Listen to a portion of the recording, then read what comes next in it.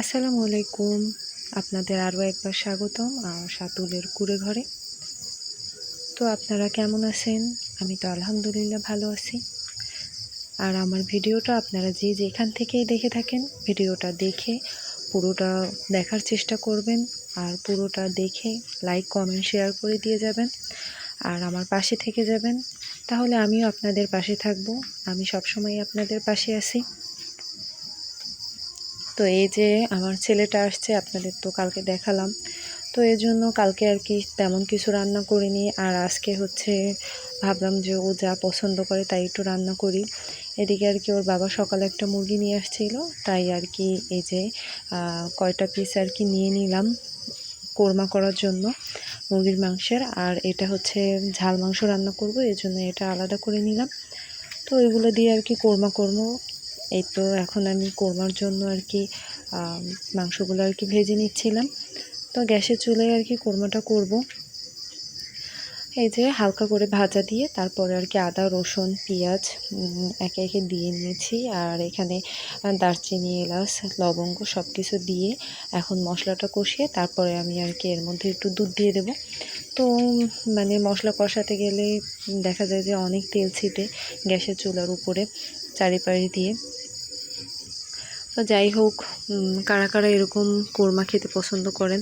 আমার কাছে তো রোস্টের চাইতে কোরমাটাই মজা লাগে, কারণ দেখা যায় একটু মিষ্টি মিষ্টি ভাব হয়, পোলাও দিয়ে খেতে ভালোই লাগে। তো এই যে আমি দুধটা দিয়ে দিয়েছি, আর এখন আর কি কোরমাটা রান্না করব। তো কোরমাটা আর কি একবেলার জন্যই রান্না করব, আর রাতে আর কি ওই ঝাল মাংসটা দিয়েই খাবে। তো এই যে আমি আর কি চুলায় তো এই যে তেল বসিয়ে দিয়ে আসছিলাম, এর জন্য আর কি মাংসটা ভাজা দিয়ে নেব হালকা করে ভেজে। তারপরে আর কি আলুটা ভেজে তারপরে আমি মাংসটা কষিয়ে নেব। তো ছেলে আসছিল, ছেলে পছন্দ যা করে তাই আর কি একটু খাওয়ানোর চেষ্টা করি, যতটুকু সামর্থ্য যতটুকু সাধ্য আছে তার মধ্যেই চেষ্টা করি যে ওকে একটু ভালোভাবে রাখার, ভালোভাবে খাওয়ার দাওয়ার করানোর। তো যাই হোক, ও আবার চলে যাবে। তো এই যে মাংসগুলো আমার ভাজা হয়ে গেছে, এখন আর কি আলুটা ভেজে নেব হালকা করে। আলুটা ভেজে তারপরে এটার মধ্যেই আমি মশলা কষিয়ে নেব, কারণ বারবার কালির পাতিল ধুতেও কষ্ট হয়, এর জন্য এক পাতিলেই আর কি রান্না করার চেষ্টা করি। তো মাংসটায় তো বেশি ঝোল রাখবো না, এর জন্য আর কি এটার মধ্যে রান্না করলেই হবে, সমস্যা নেই। এদিকে আমি এই যে দারচিনি, এলাচ, তারপরে আদা রসুন বাটা, পেঁয়াজ, না আদা রসুন বাটা এখনও দেওয়া হয়নি, যাই হোক পেঁয়াজটা আগে দিয়ে আর কি মশলাটা একটু ভালোভাবে কষিয়ে নিচ্ছিল। আর কাঁচামরিচ দিয়ে দিয়েছি। আর এই যে আমার হাজব্যান্ড আবার আদা বাটাটা, রসুন বাটাটা দিয়ে দিল আগে, তারপরে আর কি একে একে আদা বাটা আর সব কিছু আর কি দিয়ে দেবে।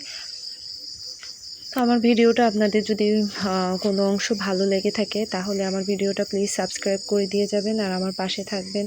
আমার ভিডিওতে ভালো ভালো কমেন্ট করে যাবেন। আপনাদের কমেন্ট দেখে আমি আরও উৎসাহ পাবো, যাতে আমি আরও ভালো ভালো ভিডিও আপনাদের সামনে আনতে পারি। সেই কামনা আপনারা করবেন, আর আমার জন্য বেশি বেশি দোয়া করবেন, তাহলে দেখবেন যে আমি আরও সামনে এগিয়ে যেতে পারবো।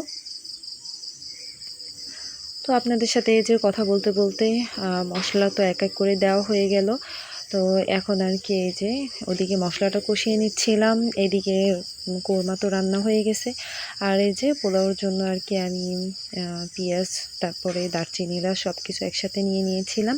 এখন তেল দিয়ে এখন পোলাওর মধ্যে সব কিছু আর কি দিয়ে দেবো একে একে। তো দেখেন কোরমার কালারটা কত সুন্দর আসছে।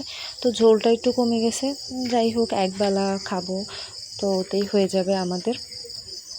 আর এদিকে এই যে এখন পোলাওর জন্য পেঁয়াজটা ভেজে নেব। আর এই যে আমি চালটা দিয়ে দিয়েছি। তো এত তো আর ভিডিও করা যায় না, রান্না করতে গেলে তো দেখা যায় যে ভিডিও করতেও কষ্ট হয়, এক হাতে রান্না করা এক হাতে ভিডিও করা। তারপরও আপনাদের বিনোদনের জন্য, আপনাদের দেখানোর জন্য, এর জন্য আর কি যত কষ্ট হলেও ভিডিওগুলো করার চেষ্টা করি। এই যে এখন আর কি পরিমাণ মতো পানি দিয়ে দেব, তারপরে তো আমার পোলাও রান্নাও হয়ে যাবে। আর ওদিকে তো মাংসর মশলা কষানো হচ্ছিল, মশলা কষিয়ে নিয়ে তারপরে আমি আর কি মাংসগুলো, আলুগুলো একসাথে দিয়ে দেব। তো আমার পাশে আমার হাজব্যান্ডও আমাকে হেল্প করতেছিল। এদিকে এই যে দেখেন চুলায়, তো মাটির চুলায় রান্না খাবার মজাই আলাদা। এই যে এখন সব আর কি দিয়ে দিলাম, দিয়ে তারপরে আর কি পরিমাণ মতো পানি দিয়ে দেবো। তো আজকের ভিডিওটা বেশি বাড়াবো না। আপনাদের যদি ভালো লেগে থাকে আমার ভিডিওগুলো, তাহলে আমার পাশে থাকবেন, সাথে থাকবেন। আল্লাহ হাফেজ।